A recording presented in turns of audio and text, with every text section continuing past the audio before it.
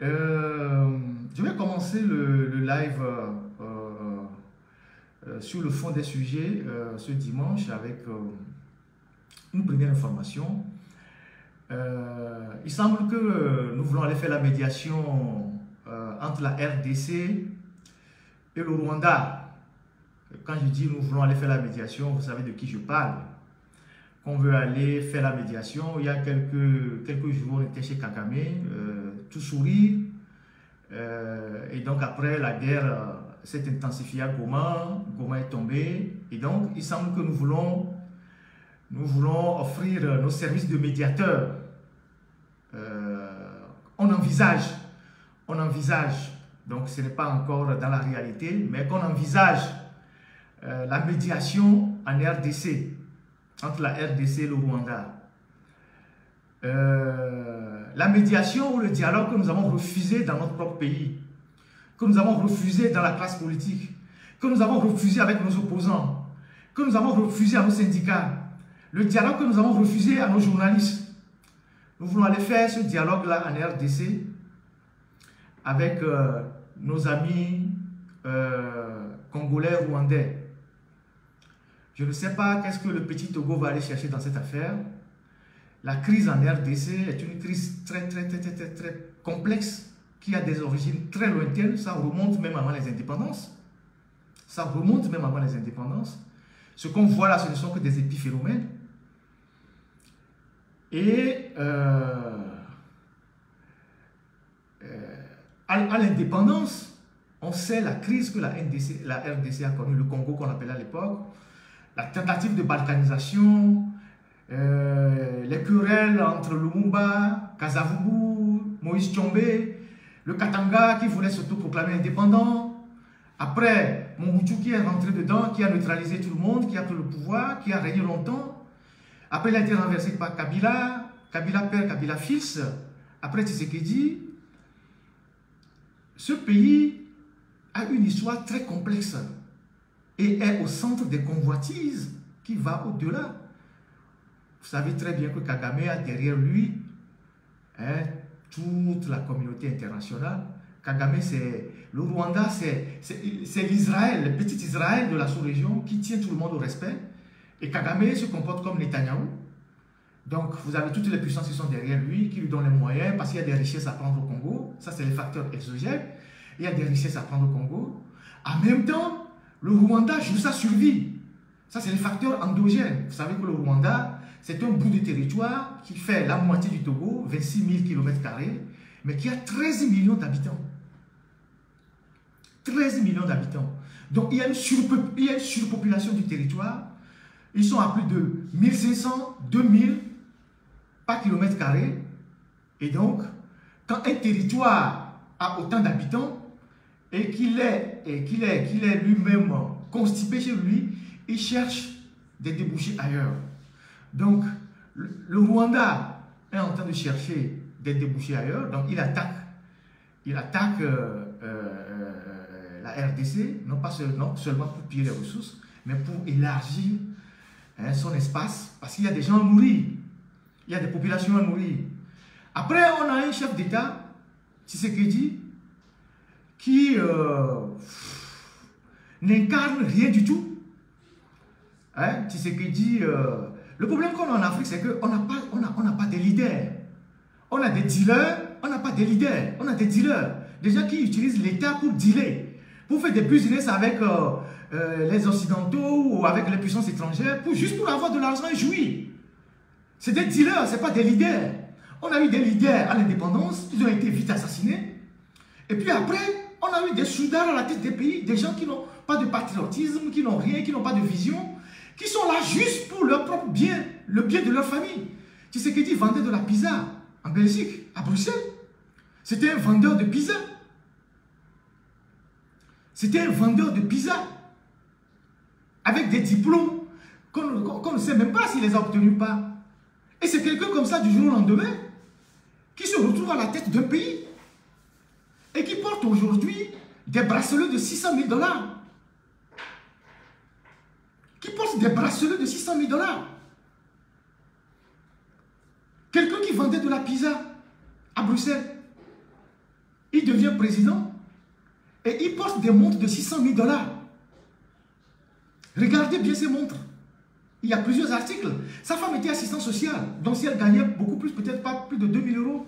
Mais cette femme porte aujourd'hui des pendatifs de 30 000 €, des chaînes de 30 000 €, 40 000 €, 50 000 €. Un pays où les gens sont dans la misère. Il n'a pas eu le temps de former une armée.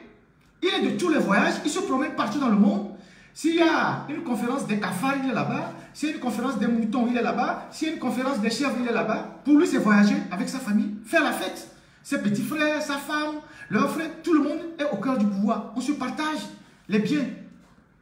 Il n'a pas, pendant qu'il jouissait, il a oublié qu'il fallait construire une armée solide pour défendre l'intégrité de son territoire.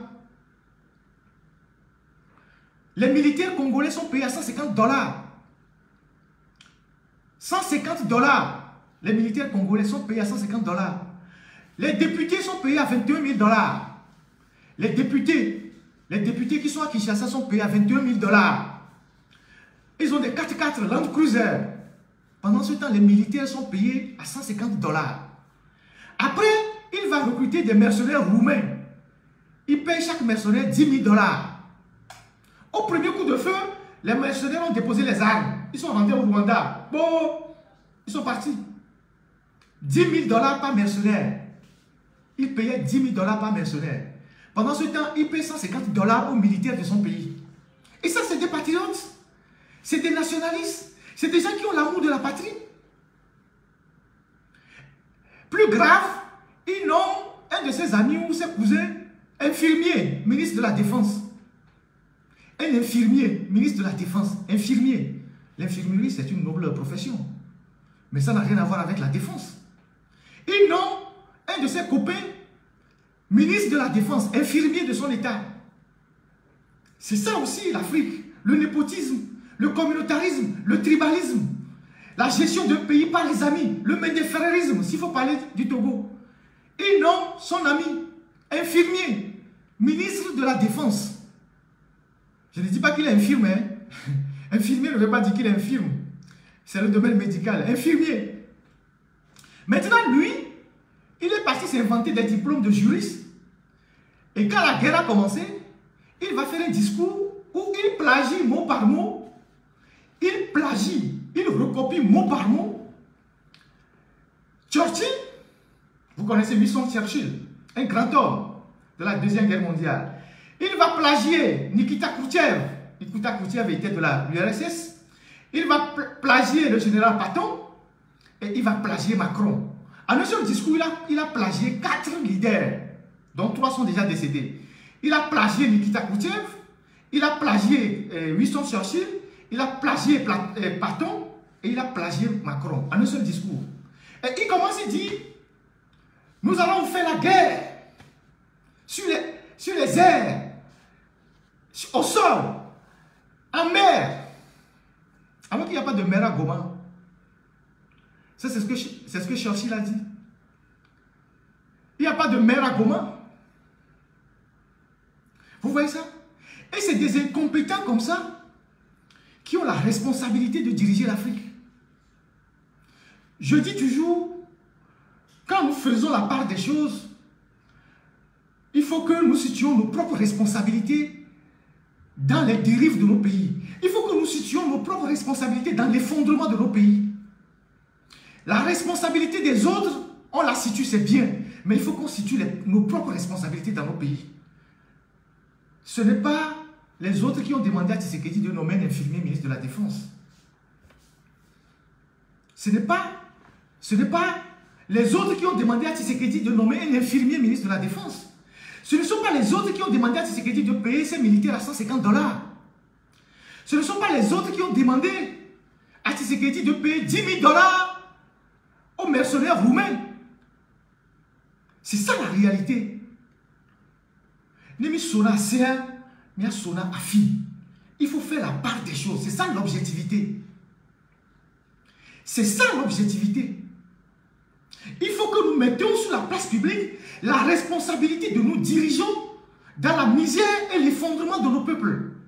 En même temps que nous situons la responsabilité des autres qui les manipulent pour leurs intérêts, situons aussi la responsabilité de nos propres dirigeants. On ne peut pas occulter la responsabilité de nos dirigeants en accusant tous les jours les autres. Voilà un ministre de la Défense, infirmier de son État, qui va plagier en un seul discours 4 leaders dans le monde. Après, il dit que c'est ça, c'est la directrice de communication de son ministère qui l'a induit en erreur, il l'a limogé. Et depuis, le président ne l'a pas limogé. Le président ne l'a pas limogé. Et le président lui-même, pendant qu'il faisait les élections pour le deuxième mandat, il était sur une radio ou une télévision, il disait « Je vais faire la guerre au Rwanda ». Il a dit, il a fait ceci, à la moindre escarmouche. Lisez bien sur mes lèvres, c'est ce qu'il disait aux journalistes. Lisez sur mes lèvres. À la moindre escarmouche, je vais bombarder Kigali. Je vais bombarder tout le Rwanda. Nous avons les capacités aériennes. Nous avons des armes qu'on peut tirer de la RDC qui vont atteindre Kigali. Depuis, on l'appelle Monsieur Escarmouche. Vous allez déclencher la guerre quand? Monsieur Escarmouche, vous allez déclarer la guerre quand? Et c'est dans ce bourbier-là, que le Togo veut s'inviter comme médiateur. En tout cas, bon courage. Bon courage à nous. Et j'espère que ça va bien se passer. Ça, c'est sur l'actualité au-delà de nos frontières. Mais comme ça me concerne, j'ai voulu placer un mot. Maintenant, second sujet. Alors, la semaine dernière, le dimanche dernier, j'ai parlé ici de la gestion approximative des agropoles. Les agropoles, c'est ce projet qui a déjà englouti 120 milliards de la part de la BOAD et la Banque africaine de développement, qui doit être implémenté dans la région de la Kara, dans les localités comme Kabou, Tankwen et tout ça, et Kara aussi. Et ce projet bat de l'aile. Et depuis que j'ai dénoncé ce projet Agropole la semaine dernière, et le dimanche dernier, toute la semaine qui vient de se terminer, le ministère de l'Agriculture a publié des articles, carrément des articles identiques dans tous les journaux togolais pour dire que non, que le projet Agropole se porte bien, que tout va bien. J'ai vu la une des journaux, les articles partout, Agropole par ici, Agropole par là, que tout va bien. Bon, en journalisme, on appelle ça la riposte. Ça me fait plaisir parce que quand on sort des dossiers comme ça, et que les autorités essaient de se justifier de cette manière-là, ça rapporte un peu d'argent aux journalistes qui essaient de faire ce jeu-là. Donc les gens ont dû avoir 100 000, 100 000 pour relayer ces articles qui ont été préécrits et qu'on a envoyés à leur rédaction pour publier. La preuve en est que on a touché là où ça fait mal et c'est vrai que les projets ont du plomb dans l'aile. Mais je n'ai pas encore vu le ministère réagir sur le projet de Diagbélé, la riziculture de Diagbélé. Je n'ai pas encore entendu le ministère qui a réagi. Je n'ai pas encore lu les réactions du ministère ou de la présidence sur les projets PAPV pilotés par M. Ali Tagba, dont les enfants font la bamboula Lomé, ces enfants qui ont créé plein de sociétés écrans, qui reçoivent de l'argent et tout, et tout, et tout. Je n'ai pas encore entendu. On attend, on espère. Ça, c'est la deuxième chose.